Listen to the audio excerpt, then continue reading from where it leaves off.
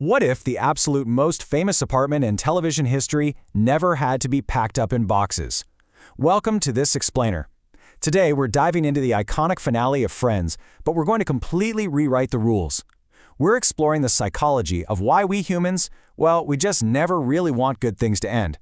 So if you've ever felt that undeniable pang of sadness when leaving a childhood home, a college dorm, or just an old neighborhood, you're going to want to stick around for this one.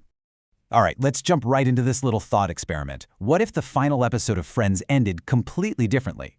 Just imagine a finale with zero moving trucks parked outside, no empty, echoing rooms, no keys solemnly left on the kitchen counter. Just 6 friends deciding that somehow, against all odds, they were never going to leave that apartment. It's a pretty tantalizing idea, isn't it? To just freeze time right at the absolute best part. You know, to really understand why this alternate reality is so incredibly appealing, we have to look at what that space actually represented to us. Because for 10 seasons, Monica's apartment was so much more than just a home or a set piece. It was the ultimate symbol of safety and familiarity. I mean, think about it. It witnessed first dates, devastating breakups, weddings, massive career changes, and honestly, countless Thanksgiving disasters. Whenever life outside got complicated, everyone somehow found their way back to those purple walls. It was the ultimate stability, the one place where everything felt completely grounded, even when the characters' own lives were literally falling apart. Okay, moving into Section 1, The Crossroads. So by the series finale, the group was entering adulthood in a way they never really had before. Everyone was standing at a major life crossroads. Let's look at our baseline before we totally break the timeline. Monica and Chandler were packing up to move to the suburbs to raise their twins. Rachel had made the massive, life-altering decision to choose love with Ross over a huge career opportunity in Paris. Phoebe was happily married and starting this whole new life with Mike. And Joey? Well, he was getting ready to pursue his acting dreams in a totally new way. The group was finally growing up, and naturally, they were scattering. Let's move on to Section 2, the perfect alternate reality.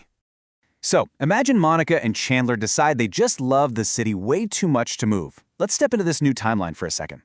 At first, everything about this alternate reality feels absolutely wonderful. Actually, scratch that, it feels perfect. The group continues meeting up every single day, just like they always did. Rachel and Ross get to build their relationship without the crazy stress of major life changes or long-distance moves. Joey still wanders in without knocking to raid the fridge. Phoebe still drops by with her bizarre stories and totally unexpected wisdom. And those legendary Thanksgiving dinners, they keep happening exactly where they always did. For a while, it really does feel like the perfect ending. It offers that classic, warm sitcom comfort, the exact ending that millions of fans secretly wished for. But here is where things get complicated. Section 3, when reality creeps in. You see, there's an incredible friction between a frozen environment and a moving timeline. Think about it realistically for a second. Monica and Chandler now have twins, and as any parent knows, kids change absolutely everything. That apartment, the one that used to host late-night game nights and spontaneous dance parties, is suddenly filled with cribs, toys, diapers, and a whole lot of sleepless nights. Ross and Rachel are facing entirely new challenges as Emma grows older. Joey's acting career naturally might take him to completely different cities. Phoebe and Mike are building a life together that naturally pulls him toward outward experiences. Time just naturally marches on, and it creates this huge friction with a space that is desperately trying to stay exactly the same. So the apartment suddenly starts facing a major problem it was never, ever designed to solve: the inevitable reality of human growth. In this imagined version, our characters are desperately trying to hold on to what they had. And honestly, who can blame them? We all do it. We convince ourselves that if we just stay in our favorite places, maybe, just maybe, the absolute best parts of our lives can stay frozen there too. But there is a really profound truth here, and it's this. Memories aren't preserved by standing still. They're preserved by carrying them forward. Places are beautiful containers for our memories, absolutely. But you cannot preserve those memories by simply refusing to leave. If you try to artificially freeze the best chapter of your life, you ultimately just end up stifling the very next one. And so over a 5-year period, that perfect illusion naturally fades. It's subtle at first. Step 1, their schedules just naturally become incredibly busy with kids and serious careers. Step 2, people inevitably start missing those sacred dinners because of work commitments. Step 3, entire weekends start to pass without everyone gathering together in the living room. And here is the absolutely crucial takeaway. This doesn't happen because they love each other any less, not at all.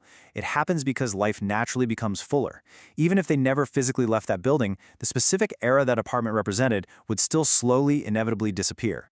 Which brings us nicely to Section 4, the true magic. The real, hidden lesson in this whole what-if scenario is that those memorable moments, they didn't matter because of the purple paint or that quirky yellow frame on the door. They mattered entirely because of the dynamic relationships inside those walls. Think about it. It was Monica's fierce competitiveness, Chandler's perfectly timed humor, Rachel's incredible personal growth, Ross's persistence, Phoebe's absolute uniqueness, and Joey's unwavering loyalty. Those qualities, the actual literal magic of the show, do not vanish just because someone changes their address. In fact, they often become even more meaningful as life moves forward and those specific traits are tested in brand new environments. And that leads us to our final part, Section 5, Why the Ending Works. Seeing that empty apartment hurt. It literally felt like saying goodbye to a close friend. But you know what? It also felt honest. Growth requires movement, even when that movement is genuinely painful. They didn't leave because they stopped caring about each other. They left because the apartment had successfully done its job. It had brought them together, it had sheltered them during their chaotic 20s, and now they were ready for the next stage of life. Ironically, if they had never left, the ending might have actually been much less happy, because they would have been trapped in the past.